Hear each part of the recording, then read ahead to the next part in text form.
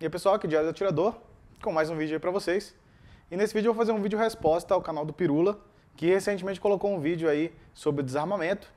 E como é um canal muito grande e ele mesmo disse no vídeo que ele queria levantar uma discussão sobre esse tema, e o meu canal é justamente para isso, para focar em argumentos, essas coisas, eu não podia deixar de fazer um vídeo resposta aí. Então eu vou dar aí meus 20 centavos aí de contribuição nesse debate. Na minha opinião, fica muito claro no vídeo do Pirula, né, o tanto que é difícil você defender o argumento do desarmamento, né, sendo intelectualmente honesto. Né? Ele deixa claro no vídeo dele que ele não tem uma opinião muito bem formada e tal, não é conclusivo, mas se você for assistir o vídeo dele, né, os 30 minutos de vídeo, fica claro que ele tem um certo preconceito contra as armas, ele tem medo de você ter uma população bem armada no Brasil. E ele fazendo a pesquisa dele para o vídeo que ele fez, ele não conseguiu embasar esse medo e esse preconceito que ele tem. Então ele parte para argumentos aí de senso comum e é nesses argumentos que a gente vai focar basicamente esse vídeo. Aí de fato o Pirula vai usar dados aí tirados da Unesco e de outras fontes que ele deixa no vídeo, da descrição dele lá, mapinhas, tal, dados que a gente já conhece, que mostram uma única conclusão possível, né, de que não existem dados que justifiquem essa relação entre aumento de armas ou diminuição de armas e aumento ou diminuição de crimes. Realmente não existe uma relação entre o número de armas na mão da população e quantidade de crimes. Tá? Isso aí a própria ONU já reconheceu, a própria Casa Branca em estudos encomendados pelo Obama, que é um cara que quer passar leis de controle de armas nos Estados Unidos. Todos esses estudos apontam essa mesma conclusão, todos os estudos sérios e honestos apontam essa mesma conclusão que o Pirula chegou, de que realmente não tem como fazer uma analogia direta, porque você vai encontrar países muito armados com pouco crime, países muito armados com muito crime, países pouco armados com muito crime, países pouco armados com menos crime. Então, mesmo quando você pega países com a mesma condição econômica, você não consegue atribuir essa ligação. Então, essa é a conclusão que a gente já sabe, a gente que está nesse debate há muito tempo. Esse tipo de dado não vai chegar a conclusão nenhuma, porque realmente você não consegue fazer essa analogia de mais armas, menos crimes. Essa analogia não existe.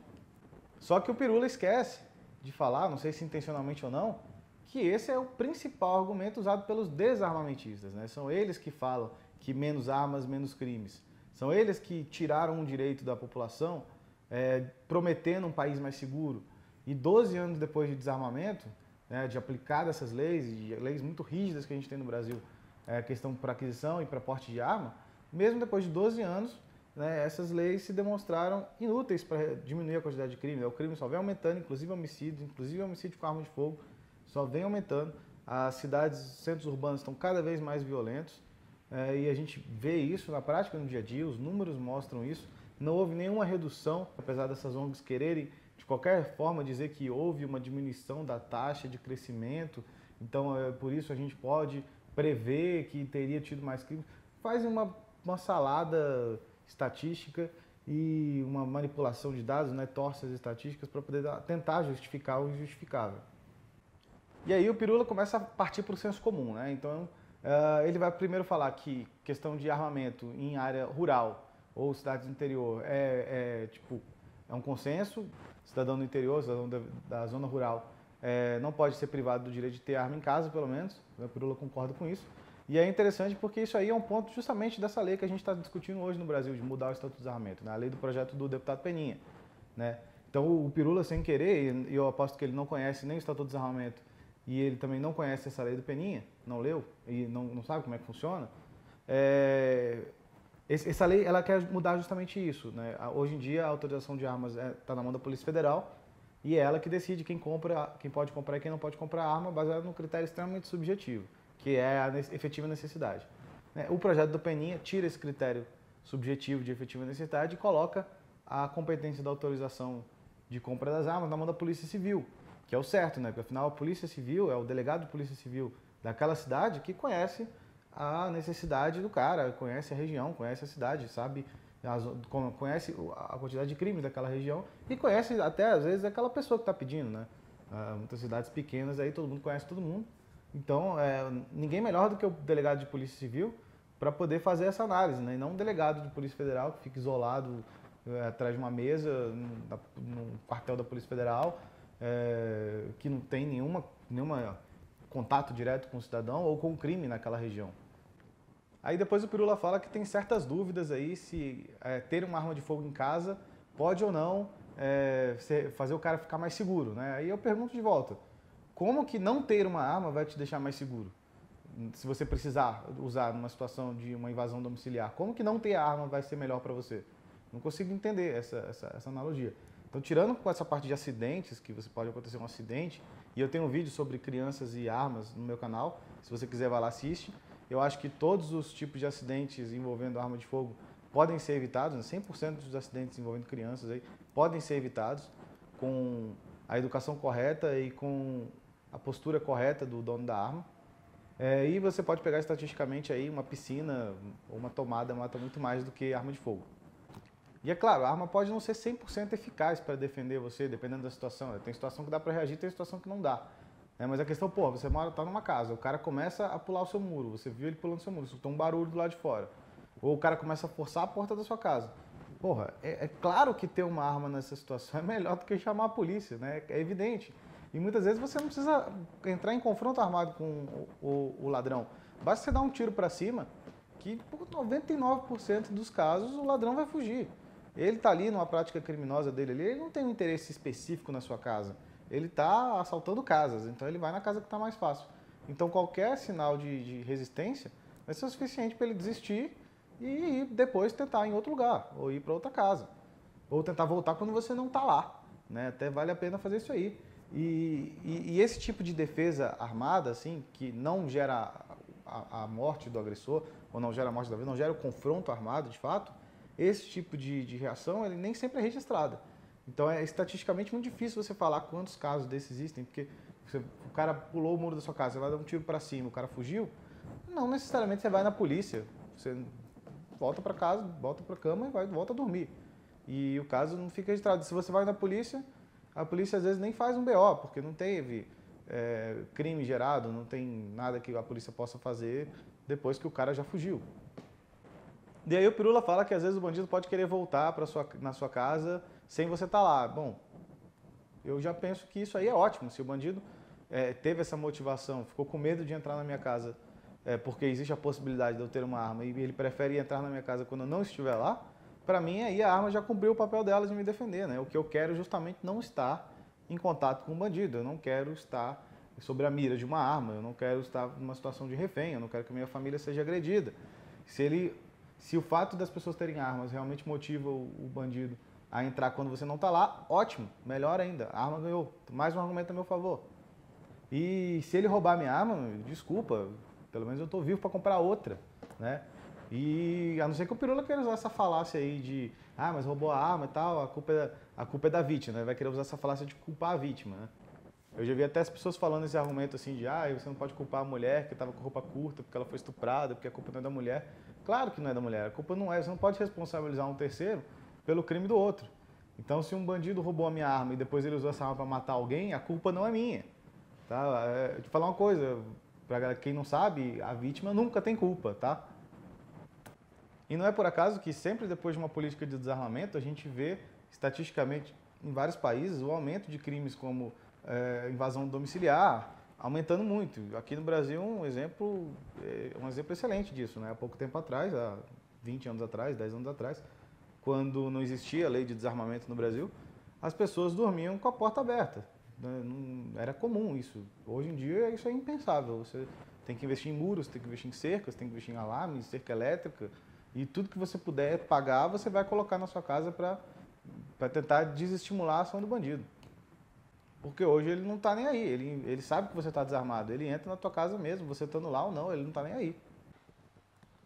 E aí o Pirula fala sobre essas questões de você não conseguir pensar com a cabeça do bandido porque você não é bandido. Bom, eu discordo plenamente disso aí, totalmente disso aí.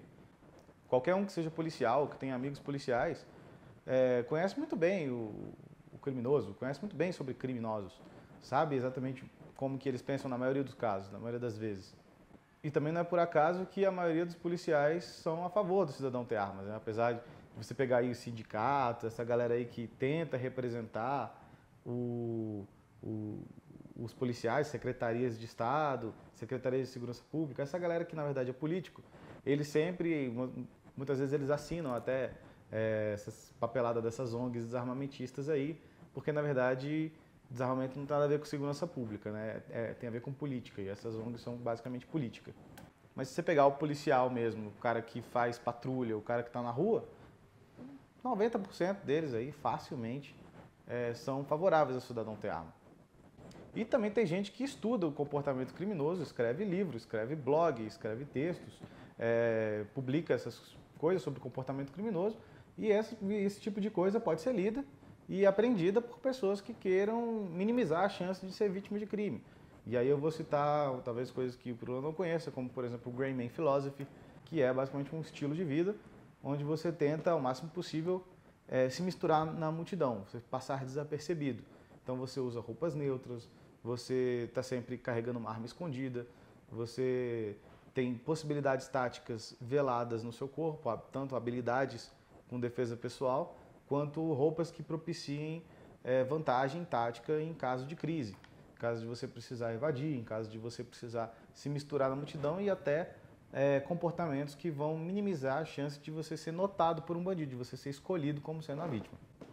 Também tem o Situational Awareness, que são camadas de atenção, então isso tudo é estudado, isso tudo é ensinado, principalmente nos Estados Unidos, para pessoas que querem minimizar a chance de serem assaltadas, por exemplo.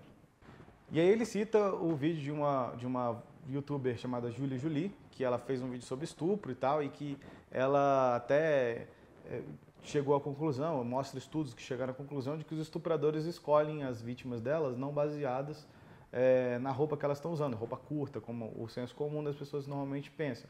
Normalmente eles escolhem pessoas recatadas e a justificativa que a maioria desses assassinos que foram citados no estudo disseram é que mulheres que usam roupas mais recatadas têm maior probabilidade de serem passivas, enquanto que uma mulher que mostra personalidade, que usa roupa curta e não sei o quê, vai ter uma chance muito maior de reagir.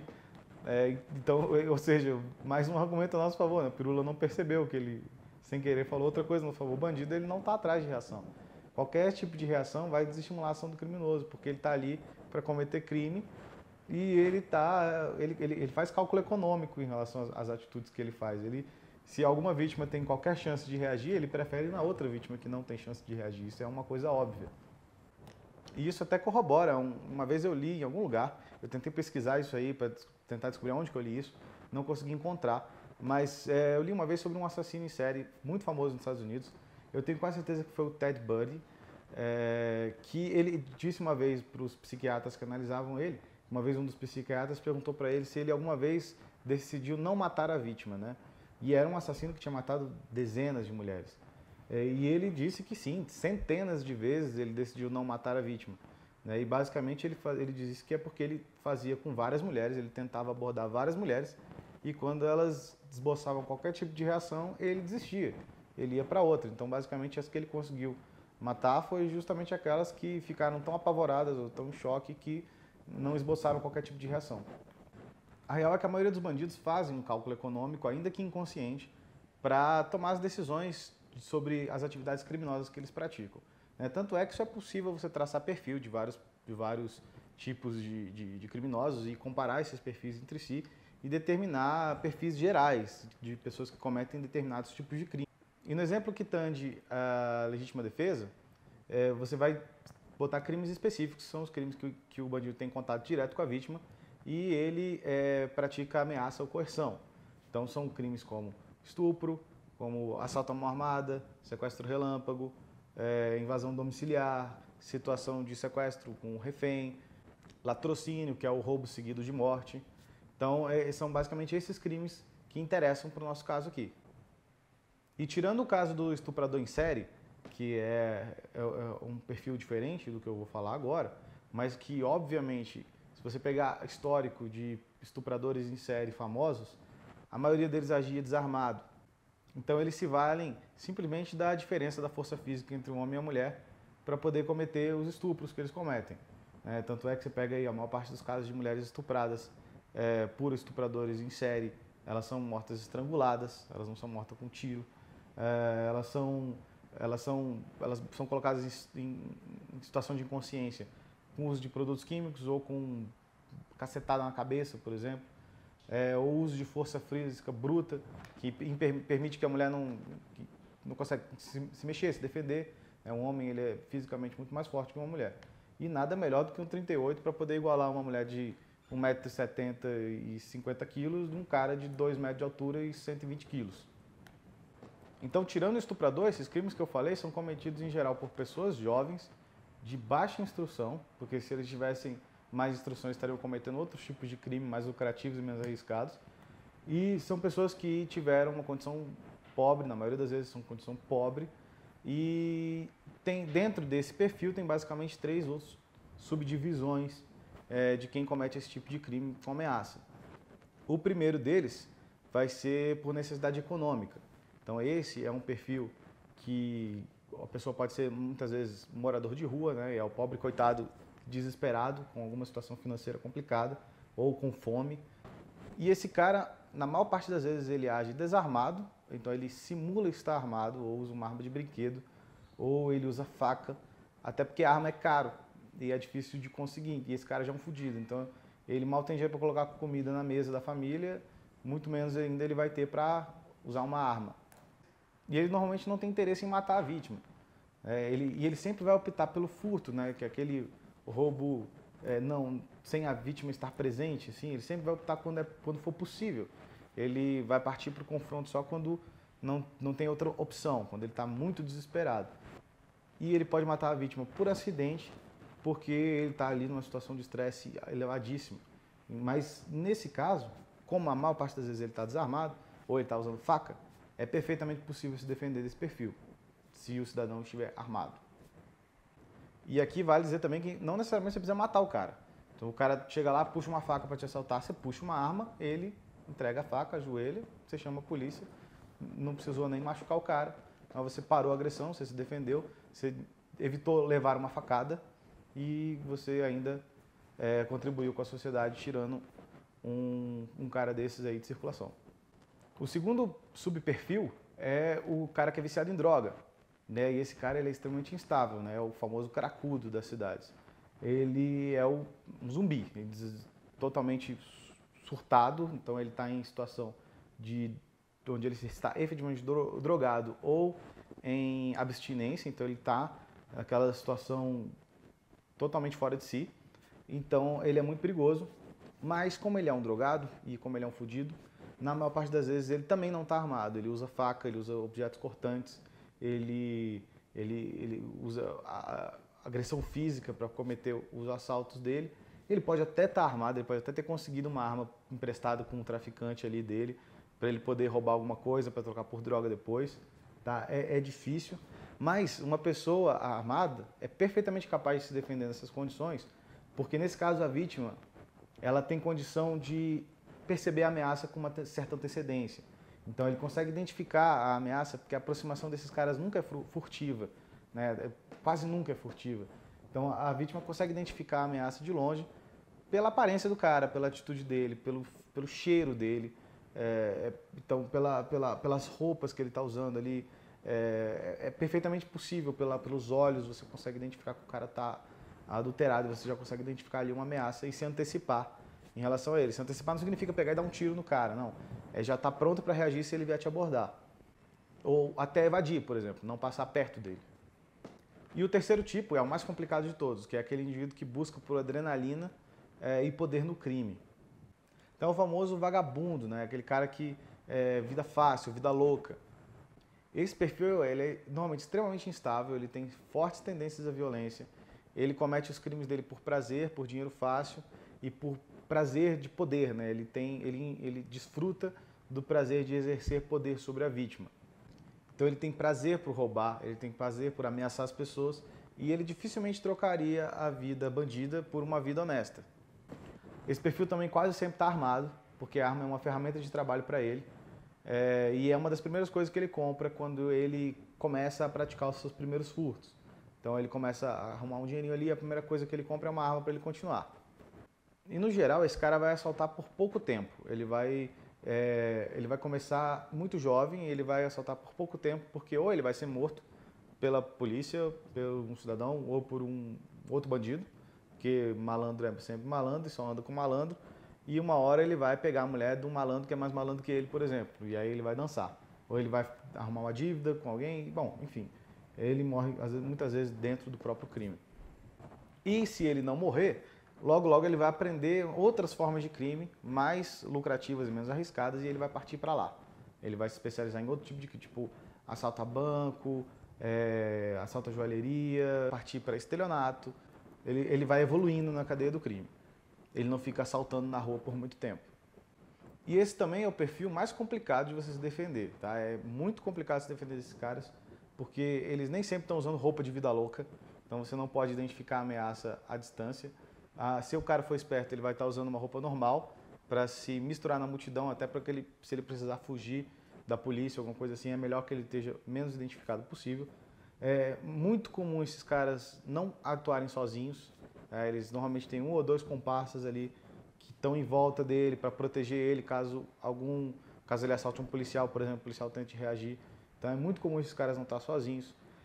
Eles revezam entre si e normalmente a prática criminosa deles, eles pegam poucos dias da semana, 1 ou 2 dias por semana, roubam muitas pessoas e os outros dias da semana eles vão vender as coisas que eles roubaram, eles vão curtir a vida louca, etc.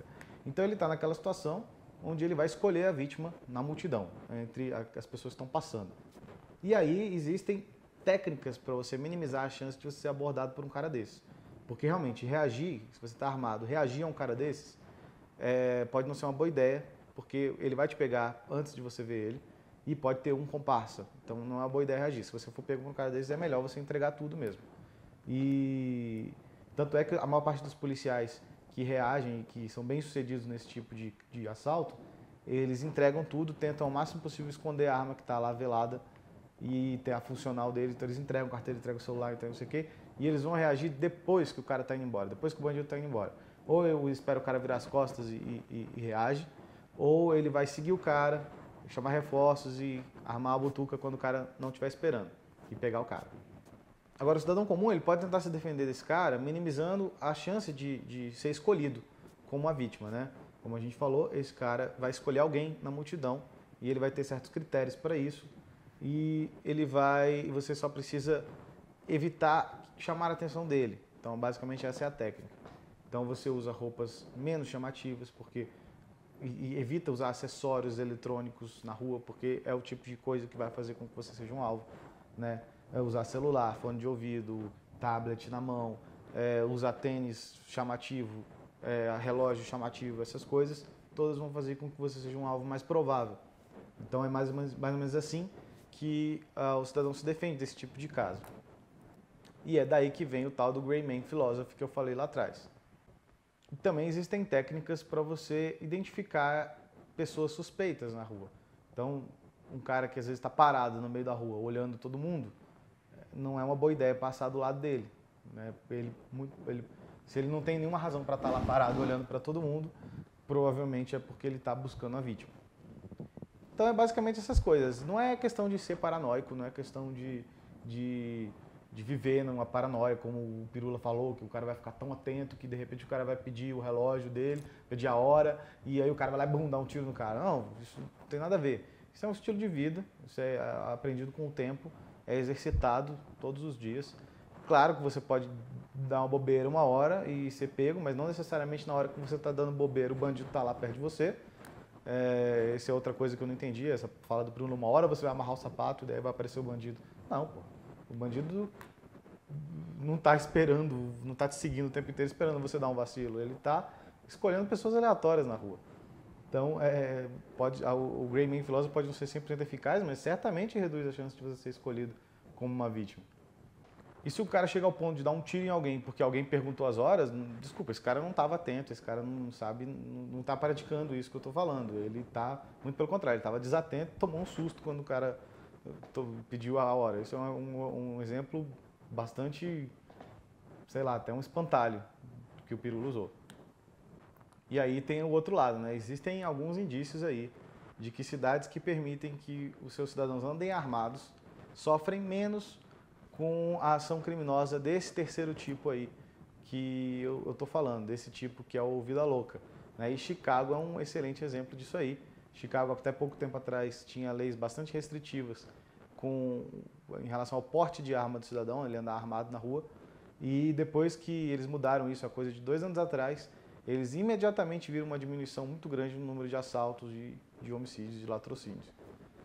Não é por acaso. E aí, por último, o Pirula fala daquele velho argumento da briga de trânsito, né? Eu já falei sobre isso em vídeos, você pode procurar aí no meu canal, nas playlists aí. Se ele fala que se alguém puxa uma arma na rua, num trânsito, numa briga de trânsito, esse cara é um bandido, não é um cidadão, ele é um bandido travestido de cidadão. É claro que é, isso está certíssimo mesmo. Esse cara é um bandido disfarçado de cidadão. Alguém que chega a puxar uma arma numa briga de trânsito é um psicopata, é um maluco, é um babaca. Mais cedo ou mais tarde ele vai cometer crime tendo lei de desarmamento ou não, porque é um cara totalmente instável, totalmente perturbado. Né? E esse cara é minoria, cara. Assim como qualquer bandido, esse cara é minoria. Não é todo mundo que tem a maluquice na cabeça, a perturbação mental de puxar uma arma numa briga de trânsito para alguém, sabe?